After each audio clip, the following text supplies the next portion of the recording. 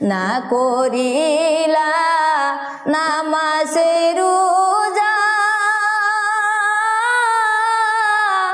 না পড়লা রে কুরআন, তারাই তোমার সাথী হবে অন্ধকার কবরে, মানুষ বুঝলা না রে।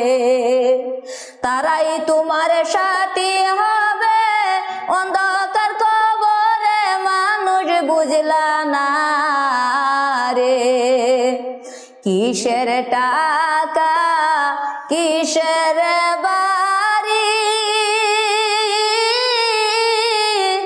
কিসের এই দুনিয়া,